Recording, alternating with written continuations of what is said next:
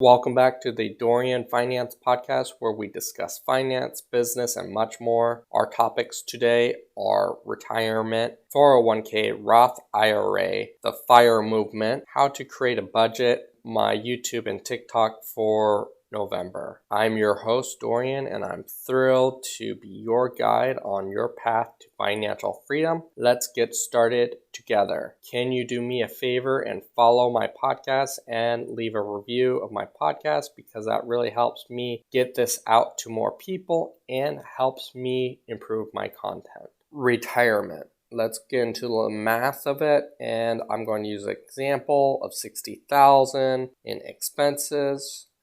And really, you might be closer or you might be farther away from retirement than you actually think. The real goal of it is you take your annual expenses and you multiply that by 25. Reason for that is it's the inverse of 4%. So the rule is you take 100% divided by 4, you get 25. That's why they do that for math reasons. Using an example of $60,000 of expenses, you will need $1.5 million. So $1,500,000 is what you would need so that your investments, that account, grows by 4% and you withdraw 4%, which is the $60,000 per year. I made a blog post about this, how to retire, how to decide when to retire, and it's linked in the show notes. But that's the mathematical equation that you have to have. You can, honestly, once you have that target amount of money, you don't need to do riskier investments. You don't have to do Bitcoin, Ethereum, unknown, really risky ways of doing that, because there's investment vehicles that can get you that 4% that are federally insured, and that can help you as well. And we can talk about that if you guys comment below on those too. The safe investments that you use in retirement to get your retirement income. I'm going to highlight some of the pros and cons of the 401k, which is a employer-sponsored retirement account. Number one pro of it is that your employer is matching your contributions. Usually employers range from a 3% to a 6% match. So if you deposit, let's say $6,000, your account is now worth $12,000 because your employer will match it.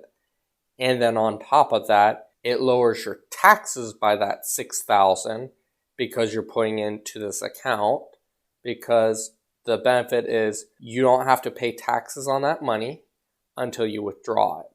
And the theory is that when you withdraw, you're retired, so your income is lower, so your taxable rate is actually lower, which there's that one, and then the Roth, which is the opposite. Now, with every great thing, there are downsides of it. First one is that you have to wait until you're 59 and a half years old to start withdrawing from it. That might change for my lifetime. It might be actually when I'm 70. It's still up in air.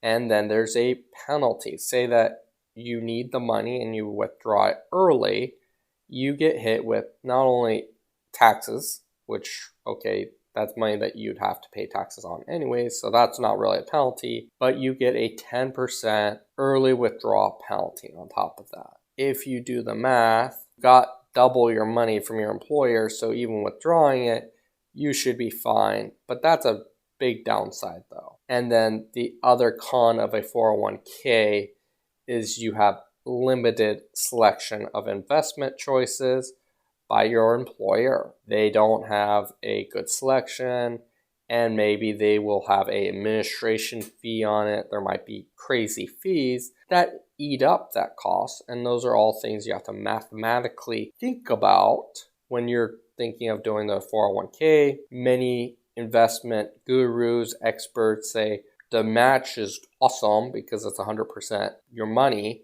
so you should max that out before doing other investments, which I do agree with.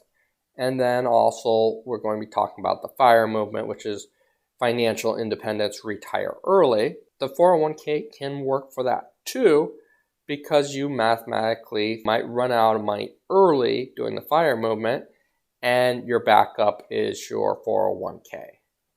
And again, I'll link into the show notes a blog post that I did, 401k versus the FIRE movement. I already talked about this topic before of the Roth IRA, which is a individual retirement account that allows you to contribute after-tax income, which also qualifies for a withdrawal in retirement that is tax-free. There's some limits. There's a annual contributing of like $6,000 per year, which is very low, especially if you want to retire early. Again, like same thing with the 401k, a early withdrawal penalty. However, with the Roth IRA, you can withdraw the contributions of it, I believe, after 5 years without a penalty, but not the earnings. This, I have to research it because supposedly one of the early investors of eBay put his investment of eBay into a Roth IRA when he bought shares for 50 cents. And supposedly there's an account that's worth billions of dollars now that are technically a tax-free account, which is a hilarious story to talk about anyways. And again, you can use a Roth IRA with the FIRE movement, which I create a video which will be linked in the show notes, as a backup fund for the FIRE movement. So you have your cash that's in your stock market account, your non-retirement account. You're using that money, and then once you hit your retirement age or your withdrawal period that you don't get penalized on, then you can use your Roth IRA as a backup. But the benefit of the Roth IRA is, say that you're just starting, say you're 20 or 30 years old, your tax rate should be lower than when you retire because you are getting promotions, you're going to get your wages increased, you might start a business, and your income has increased. So when you are in retirement age, and this is the con of the 401k for many individuals, is that your taxes when you retire could be higher than when you started out. So for some individuals, they're putting their money in using a Roth IRA and paying a lower tax bill than the people putting it into a 401k. The only downside is not every employer will recognize a Roth for the employer match, and that's the downside that you have to talk to HR in your retirement department. Now the FIRE movement, which stands for Financial Independence, Retire Early, which is a lifestyle and financial philosophy that emphasizes frugality, smart savings, and investing to achieve financial independence at an early age, 30, 40, or 50 years old, allowing individuals to retire or pursue their passions without relying on traditional employment. Here's a slight overview of the FIRE movement. First is setting financial goals. The first step is defining your financial goals, determining the age at which you want to achieve financial independence and the lifestyle you desire during retirement.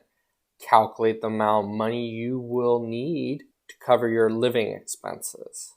So, for example, if you want to live a lavish style of traveling the world every single week, going all over the place, buying lots of stuff, let's say you're spending $1 million a year, you're going to need quite a bit of money to cover that lifestyle. Or compared to other people of $60,000 per year, possibly traveling like 4 times a year, doing smaller trips type thing, you only need $1.5 million like we were talking about. That's number one, is setting financial goals. The next aspect of the FIRE movement is having a high savings rate. Many aim to save at least 50% of their income or even more This requires living below your means and being very frugal with your expenses. Then moving on to budgeting and expense tracking. Creating and maintaining a detailed budget is critical to helping identify areas where spending can be reduced and enable more efficient allocations of funds towards savings and investments. Moving on to debt reduction. Minimizing or eliminating high interest debt such as credit card debt and personal loans is a priority. So the less debt you have, the more money you can put towards investments. And then you're investing for growth. FIRE movement followers invest their savings into a diversified portfolio of assets such as stocks, bonds, real estate, other income generating investments. And also, again, even though you're having this idea of putting all your money in investments, you still also want to have a emergency fund, which is you're building it up. So if there's emergency wise that happens, and a Taylor Swift concert is not considered an emergency, that is not essential, and you're using that money to fund it instead of selling your investments. And then you're maximizing your income by increasing your income through your salary raises, side hustles, entrepreneurship ventures to increase your money. And optimizing your taxes is also essential as well. Understanding and utilizing tax advantage accounts such as what we were already talking about, the Roth IRA, the 401k, can lower your taxes and boost your investment returns. And you're also continually monitoring and adjusting your plan. You're going to be reviewing it and reviewing your financial strategies and changing them when they are necessary. And you're going to monitor it using affordable means. You're not going to be using accounts that will charge a lot of money to change your investments. And then lastly, you have to also think about your withdrawal strategy for when you hit that retirement age or that number that you decided on. And you want to make sure you calculate for taxes and you be careful that you're not selling all your assets, which will hit you with a maximum tax bill that could potentially ruin your retirement. You're focusing on withdrawing money in a way that can keep the taxes low and also that you're able to have a stable lifestyle in retirement as well. Moving on to how to create a budget. And there's many different steps. There's many different ways to do it. There's the envelope strategy, the paper strategy. There's the notebook you can use. Or my favorite is using spreadsheets and Excel to do it and calculating all the numbers automatically, which then if you do it right, you can have it where it has a visual pie chart and all the graphs, bar chart, and have some very cool stuff to it. But today we're just going to focus on the basic. Now, before I go over the steps of doing a budget, it's somewhat hard to think about how to create a budget on a podcast without some visual aids. Go to my website for these visual aids while listening to the podcast for it, or you can also, I try to verbalize everything step by step as well, but I'm going to show you that.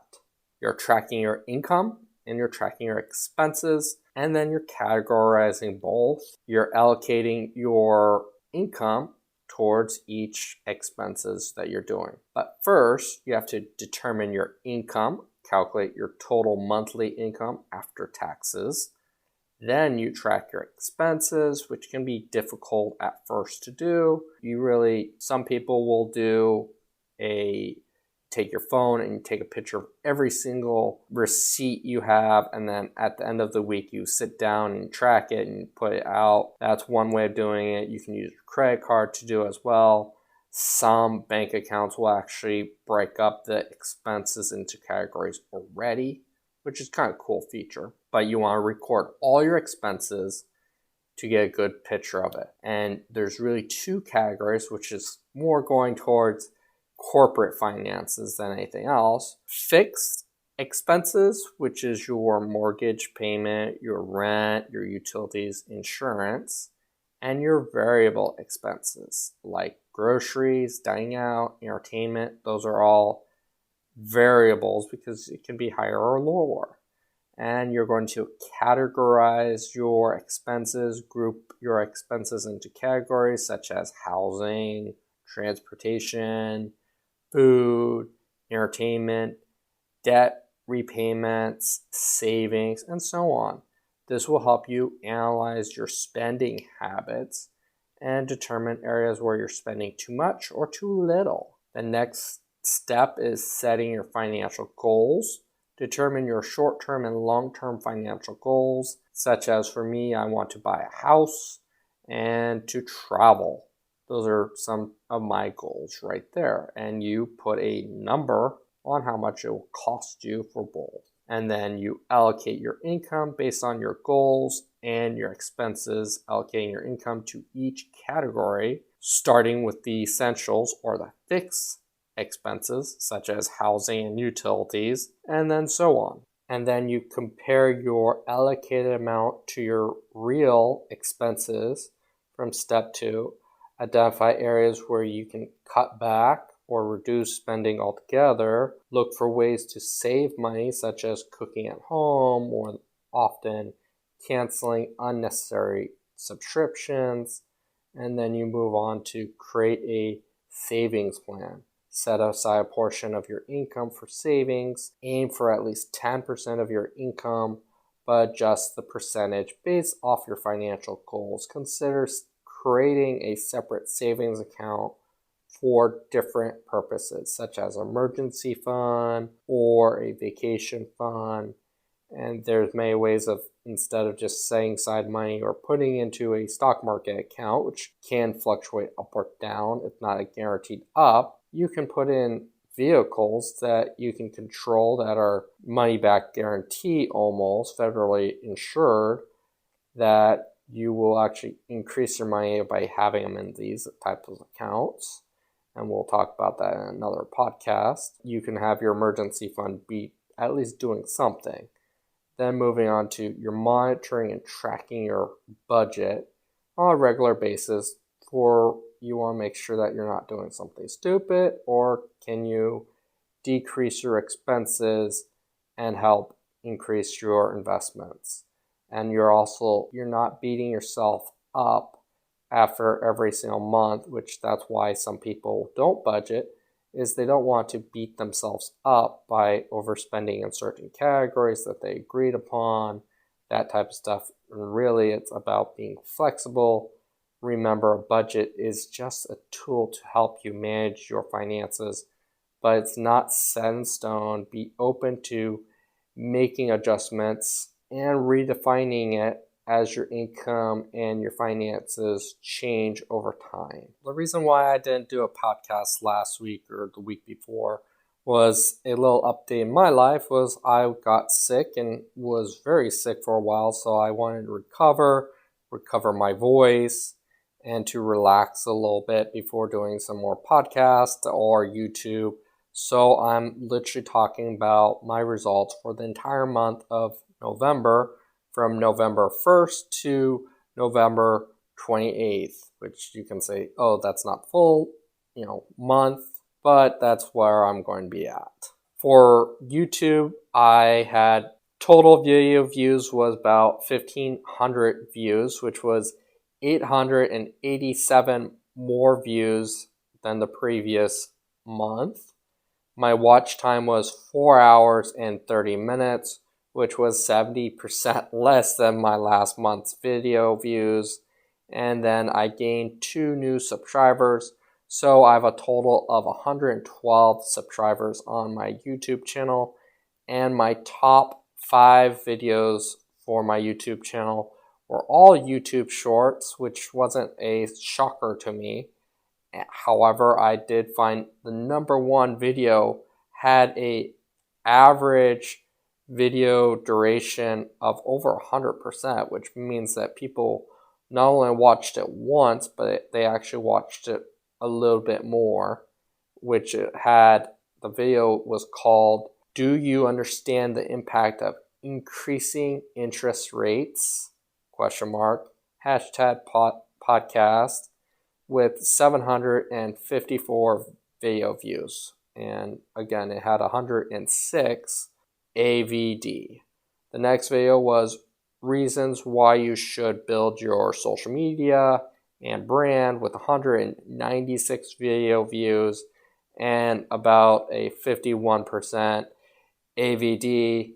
The next video was 3 reasons why be a, oh my god, I kind of misspelled this, but it was 3 reasons why be a buy and hold investor, with 81 video views and a 70% AVD, which was very cool. The next video, which had less video views but had a higher AVD, which was why should you budget personal finance, with 62 video views but a 93% AVD. And then my 5th video was 3 reasons how US presidential elections affects the stock market, with a 56 video views and a 60% AVD, which was awesome. I'm getting better results on that. Go back to my last podcast, which I talked about the average video duration as well. All my top videos were, I believe the top one was 50% or something or lower. And now my ones are getting up there, which is good. I'm starting to learn how to edit more and get them to be more entertaining. And I'm grateful that I've been getting some more good advice, more tips, and some new ways of doing it, and then also finding better topics to talk about and to be more engaged with you, my audience. But let's move on to TikTok, which I had 6,500 views, which was about a 33% increase. Profile views was 120, which was a 69% increase. So about 120 people looked at my profile and said to themselves, should I follow this? Should I not? Which I'm going to then start using that as a measure of how many new followers I get. So it's a little bit higher than 10%, but I got about 14 new followers. So it's a little bit more than 10%. So the profile views do add into my followership. Total likes was 62 likes, which was a 67% increase.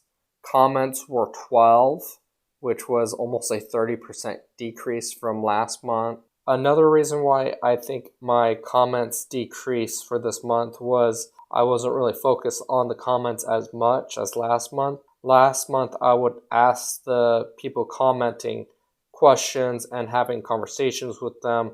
That also increased the amount of comments that my videos and my channel got. Now, adding 2 new metrics to my thing that I didn't know existed on TikTok, which was number 1, unique viewers. It's lower than my total viewership because looking it up, it basically, the same viewer might watch it multiple times, which adds into the video views. But this is my unique viewers, which was 5,900 people, which was awesome. And TikTok says that was a 43% increase. Awesome. And then I had 9 people share my videos, which was cool as well. And my total followership is 240 people follow my channel. Most active at 2 p.m.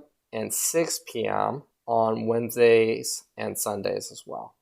That's my TikTok analyzation for my channel for this month. I'm blessed. I'm grateful for every single one of you that listen to this podcast, listen to my channels, watch my videos. And I just want to say thank you very much. Please follow my channel and leave a review on my podcast. Thank you very much.